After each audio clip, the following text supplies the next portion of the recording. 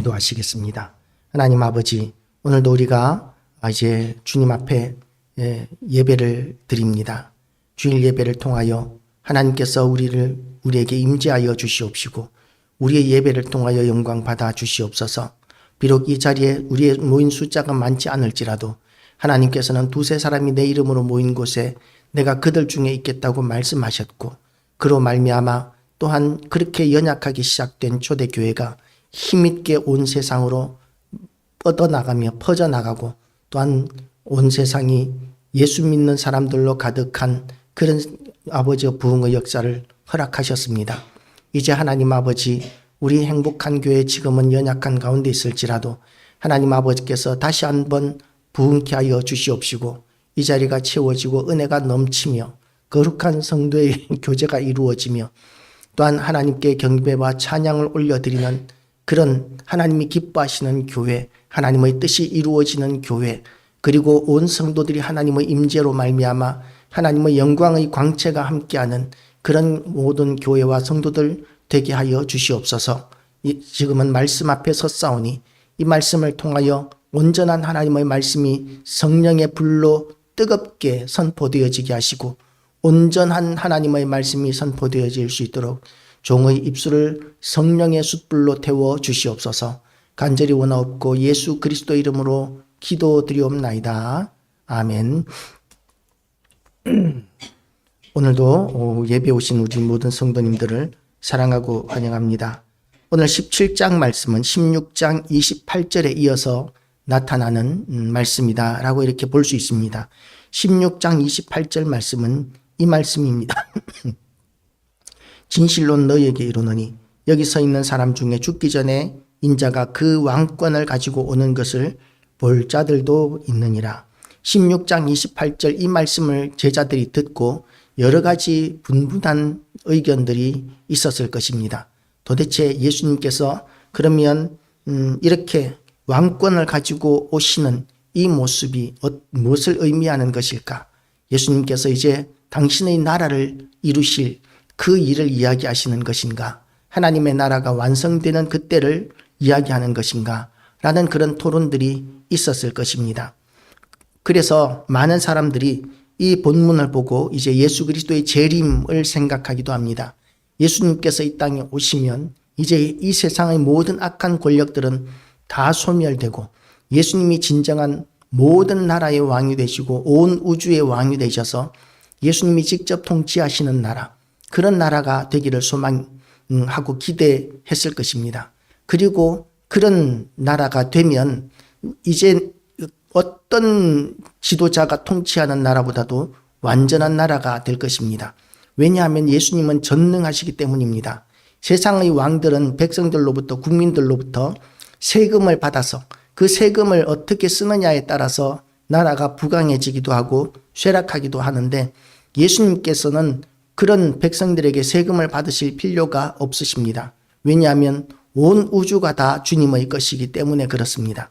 그래서 예수님이 왕이 되신다면 사람이 죽지도 않는다고 합니다. 배고플 일도 없습니다. 왜냐하면 물고기 2마리와 떡 5개만 가지고도 5,000명을 먹이고 12바구니나 남기는 그런 놀라운 역사를 주님께서 하시기 때문에 먹는 것이 부족한 일도 없을 것이고 아플 일도 없을 것입니다. 아픈 사람들 다 예수님께로 가면 다 치료하시기 때문에, 그래서 예수님이 통치하시는 나라가 되면 그야말로 세상 부러울 것이 없는 그런 완전한 나라가 될 것입니다. 이 16장 28절 말씀을 보고 제자들은 예수님께서 속히 그런 나라를 이루실 것으로 기대하고 소망했을 것입니다. 그런데 만약에 그렇게 된다면 아직까지 복음을 듣지 못한 수많은 사람들에게 구원받을 수 있는 기회가 주어지지 않는 것이죠. 우리나라에도 아직 복음이 오지 않았고, 그리고 이 유럽의 일부 지역 말고는, 유대 지역 말고는 그야말로 복음이 전해지지 않았고 교회가 확장되지 않았기 때문에 대부분의 사람들이 구원을 받지 못하고 제자들과 극히 일부의 예루살렘에 있는 사람들만 구원을 얻는 그런 일이 나타나게 되겠죠. 결과적으로 그것은 하나님의 뜻이 아닙니다. 하나님께서는 유대인만 구원하시는 것이 아니라 온 우주 모든 사람들이 예수 믿고 구원 얻는 것이 하나님의 뜻입니다. 그래서 모든 사람들에게 기회를 주시기 위하여 하나님께서는 진노를 억누르시고 참으시고, 그리고 사람들이 구원 얻을 수 있도록 열심히 복음을 전할 사명을 제자들에게 주신 것이죠. 그리고 제자들은 그 사명을 감당하는 일에 충성을 다해야 합니다. 그런데 문제가 뭐냐 하면, 예수님께서 여기 서 있는 사람 중에 죽기 전에 인자가 그 왕권을 가지고 오는 것을 볼 자들도 있느니라고 말씀하셨기 때문에, 그러면 제자들은 이 모습을 언제 보느냐 하는 것이죠. 예수님이 부활하시고 예수님이 재림하실 때에, 그때에 이제 볼 수 있는 장면인 것 같은데, 그런데 아직까지 예수님께서는 재림하지 않으셨거든요. 그러니까 지금 2000년 전의 이 제자들에게 있어서 과연 이 말씀이 어떤 의미가 되느냐 하는 그런 의문을 가질 수 있는데, 거기에 대한 답이 오늘 우리가 읽었던 본문 17장 1절에서 13절까지의 말씀 가운데 나타나고 있습니다. 엿새 후에 예수께서 베드로와 야고보와 그 형제 요한을 데리시고 따로 높은 산에 올라가셨더니, 예수님께서 12제자를 다 데리고 올라가신 것이 아니라 3명만 데리고 올라가셨습니다. 이 3명은 제자들의 그야말로 대표자격인 그런 제자들이라고 이야기할 수 있습니다. 예수님의 제자가 12제자가 핵심 제자들이지만, 예수님께서는 이 조직을 굉장히 지혜롭게 잘 관리하셨던 것 같아요. 혼자서 모든 사람들을 다 통제하시는 것이 아니라 소그룹별로 이렇게 통제할 수 있도록 12제자를 예수님께서 한 손에 다, 물론 다 통제하실 수 있으셨겠지만, 이 3명을 데리고 가셨다는 이야기는 아마 한 4명씩의 3그룹 정도로 제자들이 또 나누어질 수도 있지 않았을까 생각할 수 있습니다. 이렇게 소그룹으로 예수님께서는 12제자도 관리를 하셨고, 그리고 또한 교회를 세우실 때에도 가정별로 세우셨었어요. 처음에는 가정부터 시작한 것이 교회입니다. 지금처럼 건물이 있는 교회가 아니고 집에서 예배 드리면 그것이 교회가 되는 것이죠. 지금은 우리가 구역 예배라는 것을 잘 드리지 않습니다. 큰 교회를 가도 구역 예배라는 것을 집에서 드리는 것이 아니라 교회에서 드리거나 또는 어떤 카페 같은 데 앉아서 하거나 뭐 이런 식으로 구역 예배가 상당히 성격이 달라졌는데, 왜냐하면 이제는 사람들이 집을 공개하는 것을 불편해하는 시대가 되었기 때문입니다. 그렇지만 그 가정이 오픈될 때에 하나님께서는 그 가정들이 교회가 되게 하시고 하나님의 능력이 임하게 하시고, 그리고 그 교회들을 통해서 수많은 사람들이 구원을 얻게 하는 그런 역사들이 나타났던 것이죠. 그래서 우리가 어릴 때에 구역 예배를 가보면 그 구역 예배 집집마다 얼마나 열심히 손님 대접을 하는지 모릅니다. 너무 부담스러울 수 있는 일이었는데, 그 부담스러운 수고들을 통해서 교회가 그때 당시에는 굉장히 부흥하는 시기를 우리는 경험할 수 있었습니다. 그래서 그런 소그룹적인 그런 목회를 하시는 예수님께서, 지금 예수님이 이 죽기 전에 인자가 그 왕권을 가지고 오는 것을 볼 자들도 있느니라고 말씀하셨기 때문에, 이 소그룹의 사람들을 데리시고 이제 예수님께서는 변화산으로 올라가십니다. 예수님께서 야고보와 그 형제 요한을 데리시고 따로 높은 산에 올라가셨더니, 그들 앞에서 변형되사 그 얼굴이 해같이 빛나며 옷이 빛과 같이 희어졌더라. 예수님께서 이렇게 제자들 앞에서 변화되신 모습을 보여주시는 것이죠. 이것은 초자연적인 역사입니다. 사람들은 상상을 하지 못했을 것입니다. 예수님께서 도대체 무엇을 어떻게 보여주실 것이기 때문에 이렇게 왕권을 가지고 오는 것을 볼 자가 있다고 말씀하셨을까라고 생각할 수 있었겠지만, 예수님이 눈앞에서 변화되신 그 모습을 본 제자들은 예수님의 그 영광의 광채에 압도되었습니다. 누구든지 하나님을 본 사람은 하나님의 그 영광의 광채를 견딜 수 없지만, 예수님의 영광의 광채는 우리가 그 영광 때문에 죽지 않습니다. 왜냐하면 예수님은 중보자이시기 때문입니다. 예수님은 하나님의 아들이시고 또한 중보자이시기 때문에, 만약에 예수님의 영광의 광채가 비록 하나님의 영광의 광채이기는 하지만 그 예수님의 영광의 광채에 사람이 죽는다면 예수님은 중보자가 되실 수 없는 것이죠. 예수님의 영광의 광채는 우리에게 생명을 주고 치유를 주고 회복을 주는 그런 영광의 광채입니다. 그래서 예수님의 영광의 광채는 하나님 앞에서도 설 수 있는 영광이고, 그리고 우리 사람 앞에서도 설 수 있는 영광이시기 때문에 우리의 중보자가 되실 수 있는 것이죠. 그렇게 예수님께서 그들 앞에서 변형되사 그 얼굴이 해같이 빛나고 옷이 빛과 같이 휘어지는 그런 모습을 보여줍니다. 그런 모습을 생전 처음 본 제자들은 너무나 그 영광의 광채에 압도됩니다. 그런데 거기에서 끝나는 것이 아니라 그때의 모세와 엘리야가 예수와 더불어 말하는 것이 그들에게 보이거늘, 모세와 엘리야는 언제 사람이냐면 예수님이 오시기 한 1600년 전에 모세가 있었고, 그리고 엘리야도 한 500~600년, 600~700년 전의 사람입니다. 그렇기 때문에 이 모세와 엘리야는 이미 이 세상 사람이 아닙니다. 그런데도 불구하고 모세와 엘리야가 예수님과 함께 있었다는 이야기는 그들이 비록 세상에 없지만 하나님 나라에서 영생을 누리고 있다는 것을 제자들에게 보여주는 증거가 되는 것이죠. 이 모습을 통해서 예수님께서는 예수님이 얼마나 영광스러운 분이신가를 제자들에게 나타내신 것입니다. 제자들은 지금까지 예수님에 대해서 제대로 인식하기가 어려웠었습니다. 이사야서 53장 말씀을 보면 그는 우리가 흠모할 만한 아무런 모습도 없다라고 이렇게 이야기하고 있습니다. 이사야서 53장 1절 말씀을 보면 이렇게 되어 있습니다. 우리가 전한 것을 누가 믿었느냐? 여호와의 팔이 누구에게 나타났느냐? 그는 주 앞에서 자라나기를 연한 순 같고 마른 땅에서 나온 뿌리 같아서 고운 모양도 없고 풍채도 없은즉 우리가 보기에 흠모할 만한 아름다운 것이 없도다. 예수님께서 오신 모습이 이런 모습이었어요. 더군다나 예수님은 사람들 가운데서 자라나셨습니다. 형제간이 있으셨어요. 동생들이 있었습니다. 그러니까 예수님이 갈릴리에서 복음을 전하실 때에 그 동네 사람들이 뭐라고 이야기하느냐 하면 저는 목수의 아들이 아니냐라고 하면서 예수님께서 전하신 복음을 받아들이지 않으셨습니다. 예수님이 메시아이심에 대해서 받아들이지 않았습니다. 저들과 함께 자라난 자들이 우리와 함께 있거늘 저가 어떻게 메시아가 되겠느냐라고 생각을 했던 것이죠.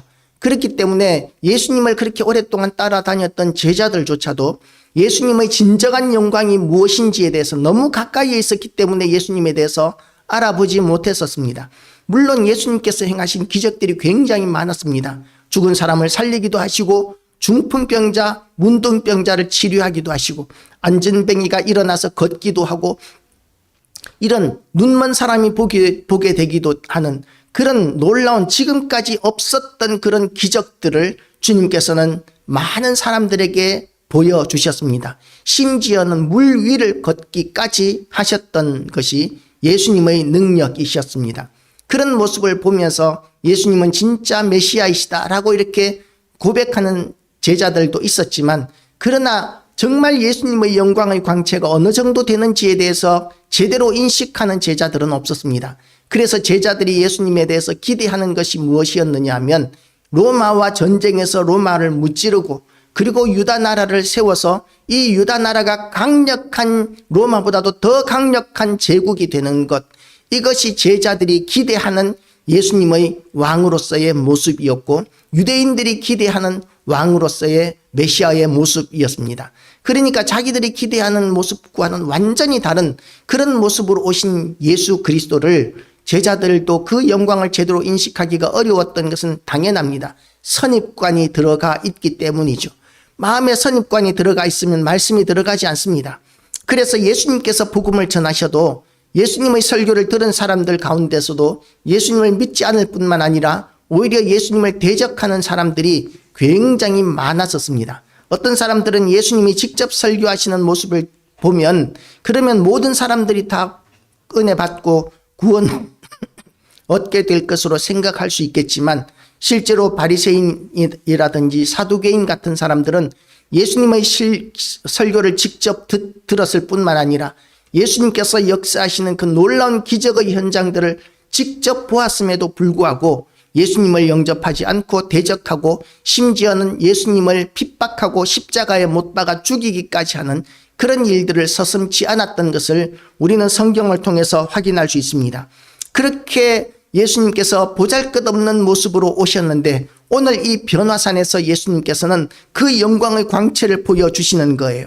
그 얼굴이 해같이 빛나며 옷이 빛과 같이 희어졌고, 그리고 세상에 없는 지나간 사람이라고, 역사 속의 인물이라고 생각할 수 있는 모세와 엘리야까지 나타나서 예수님과 이야기하고 있는 거죠.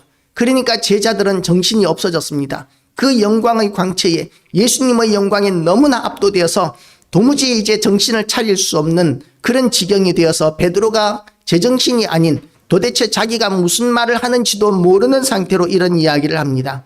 베드로가 예수께 여쭈어 이르되, 주여, 우리가 여기 있는 것이 좋사오니 만일 주께서 원하시면 내가 여기서 초막셋을 짓되 하나는 주님을 위하여, 하나는 모세를 위하여, 하나는 엘리야를 위하여 하리이다 라고 이렇게 예수님 앞에 제안을 합니다.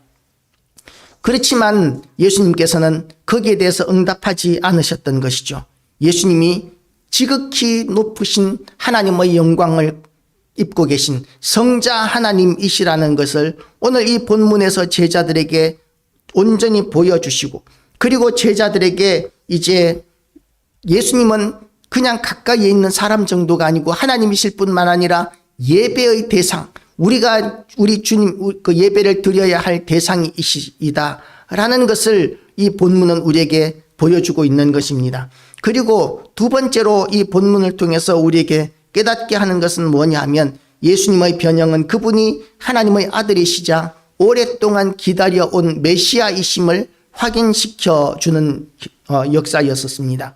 이래 예수님께서 이제 메시아이심에 대해서 끊임없이 선포했는데도 불구하고 유대인들은 예수님이 성경에 기록된 그대로 행하시는데도 그들의 선입관에는 무엇이 있었다고 이야기했습니까?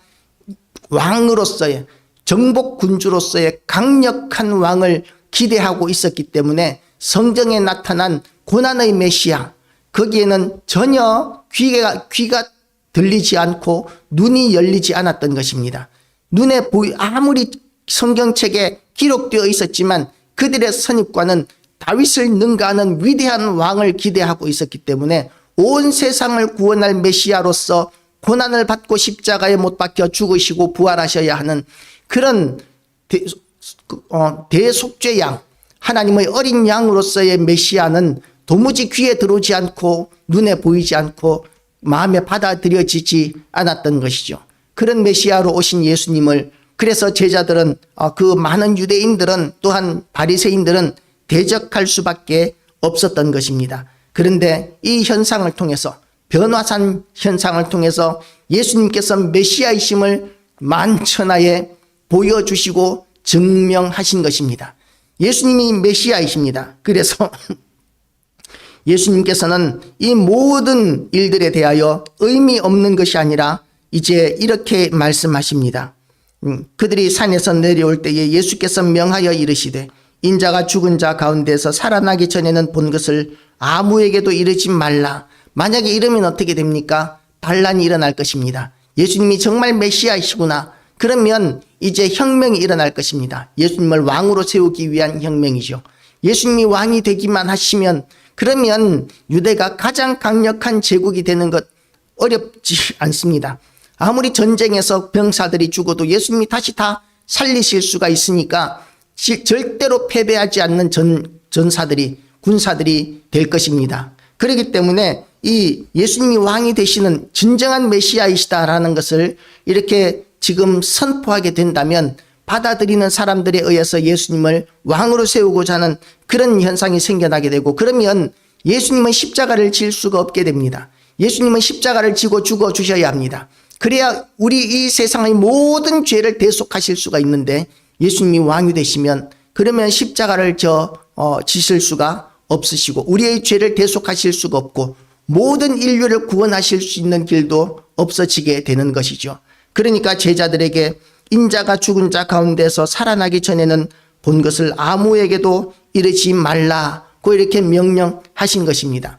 그리고 이제 예수님께서 메시아이심에 대해서 제자들이 질문을 합니다. 제자들이 물어 이르되, 그러면 어찌하여 서기관들이 엘리야가 먼저 와야 하리라 하나이까? 예수께서 대답하여 이르시되 11절, 엘리야가 과연 먼저 와서 모든 일을 회복하리라. 내가 너희에게 말하노니 엘리야가 이미 왔으되 사람들이 알지 못하고 임의로 대우하였도다. 인자도 이와 같이 그들에게 고난을 받으리라 하시니, 이렇게 변화산 사건을 통해서 예수님은 십자가를 지실 필요도 없고 고난을 받으실 필요도 없으시지만 너무나 영광스럽고 지존하신 분이시지만, 그러나 그럼에도 불구하고 예수님께서는 십자가를 지고 죽으셨다가 부활하셔야 하는 그 사명을 감당하시기 위하여 지금 제자들에게 이 사실을 아무에게도 알리지 말라고 이렇게 말씀하시고, 그리고 예수님이 메시아이심에 대하여 세례 요한이 온 것이, 그것이 엘리야가 온 것이고,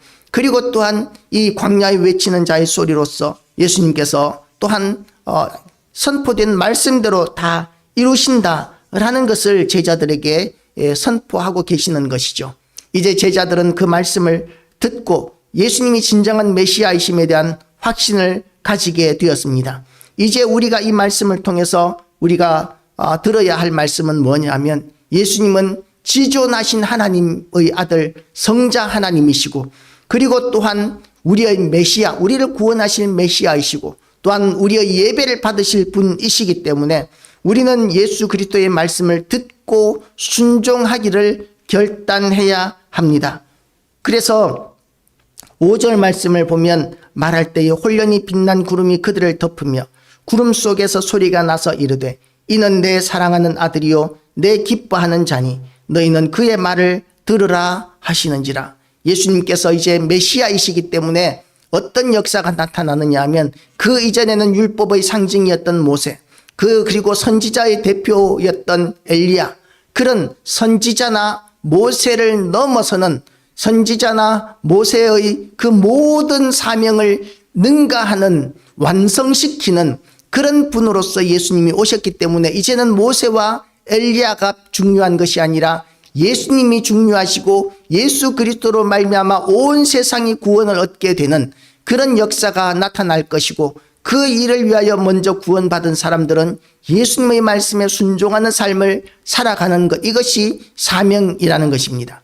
예수님께서 감당하시는 사명, 그 사명, 비전, 예수님의 비전이 무엇이라고요? 온 세상이 예수 믿고 구원 얻는 것, 그것이 예수님의 비전인데, 그것이 우리의 비전이 되어야 하고, 그리고 또한 예수님께서 우리와 또한 제자들에게 주신 사명, 온 세상의 모든 예루살렘과 온 유대와 사마리아 땅끝까지 가서 모든 사람으로 제자를 삼아 아버지와 아들과 성령의 이름으로 세례를 주라고 말씀하신 그 사명, 그 사명을 감당하기 위한 우리의 비전들이 이루어져 나가야 한다는 것입니다. 그래서 우리의 비전이 무엇이 되어야 하느냐 하면, 높은 사람이 되고 돈 많이 버는 그것에서 끝나는 것이 아니라, 높아질 수 있으면 높아지고 돈을 많이 벌 수 있으면 많이 벌어야 하는데, 그 목적이 무엇이냐 하면 사명을 감당하기 위한 것이 되어야 합니다. 노후에 우리가 편안히 살고 우리 아이들을 잘 길러내는 그 정도를 위해서 우리가 돈 많이 벌고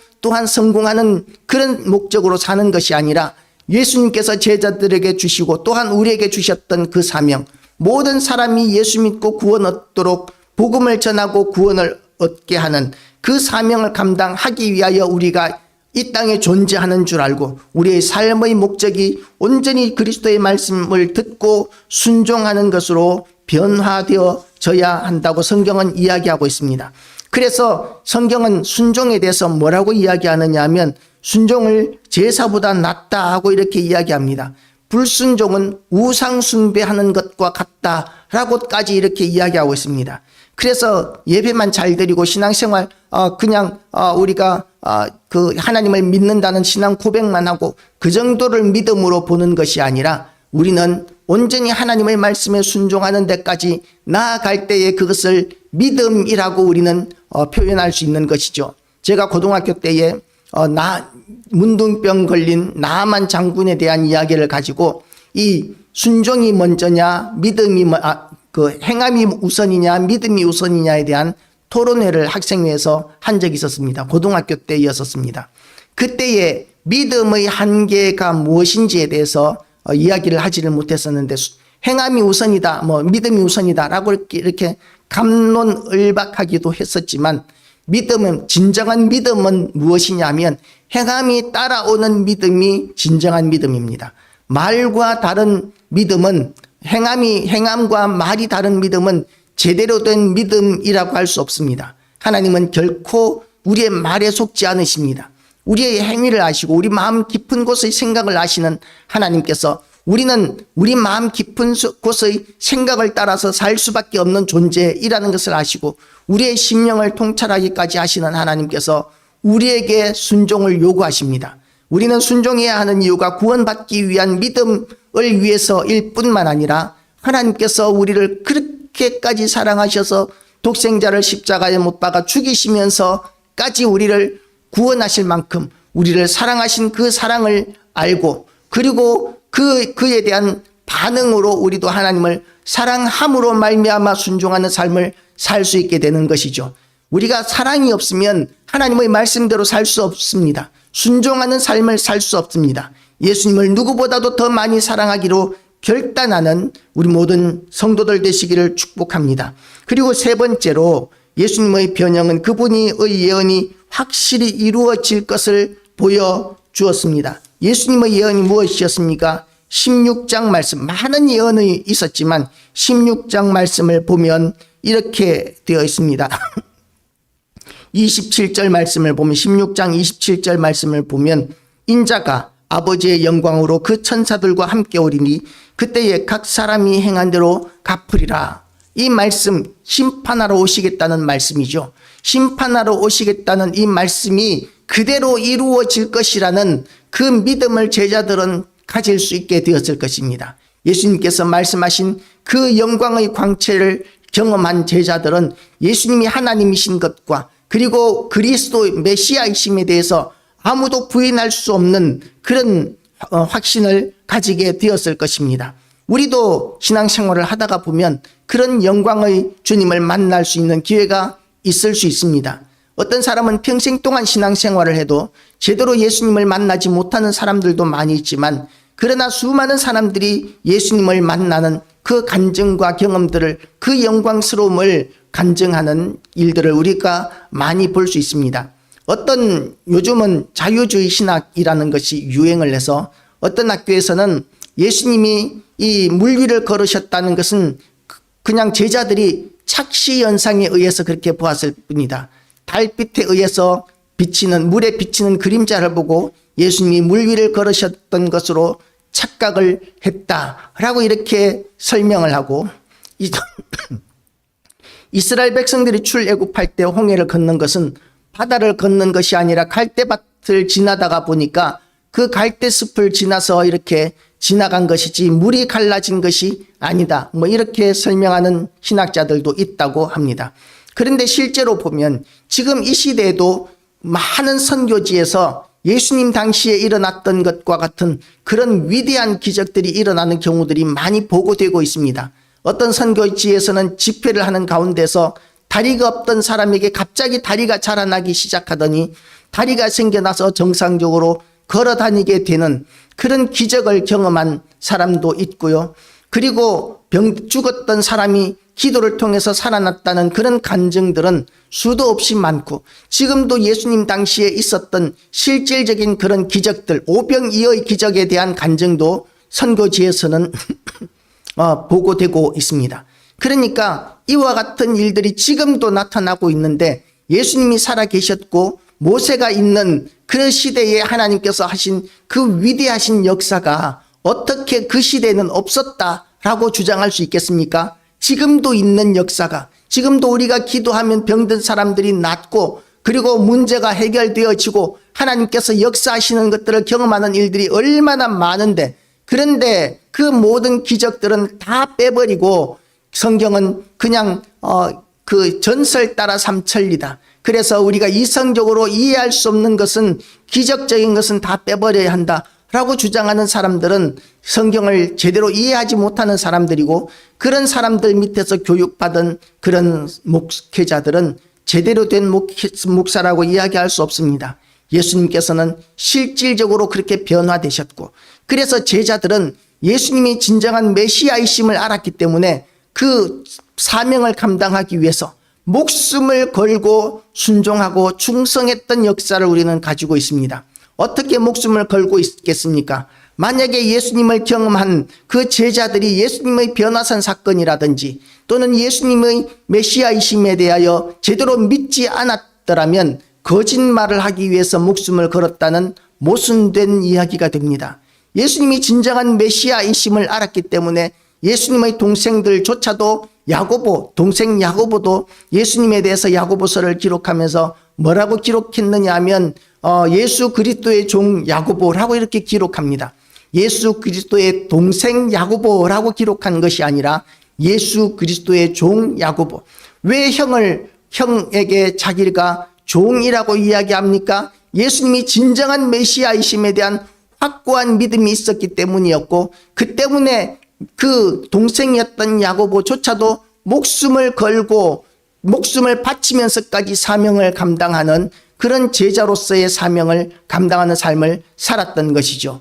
그래서 다른 모든 제자들도 다 순교했는데 순교를 무릅쓰고 복음을 전파하고 사명을 감당할 수 있었던 이유가 무엇이냐면 죽음으로 끝나는 것이 아니라 이렇게 죽도록 충성하면 주님께서 약속하신 생명의 면류관, 영생을 누릴 뿐만 아니라 하늘에서 영원한 상을 누리는 영광스러운 영생이 우리에게 준비되어 있다는 것을 믿었고, 그리고 예수님이 진정한 메시아이심에 대한 확고한 흔들리지 않는 믿음이 있었기 때문에 그와 같은 불가능한 삶을 살 수 있었던 것입니다. 그래서 우리도 그와 같은 확고한 믿음을 가지게 되시기를 주의 이름으로 축복합니다.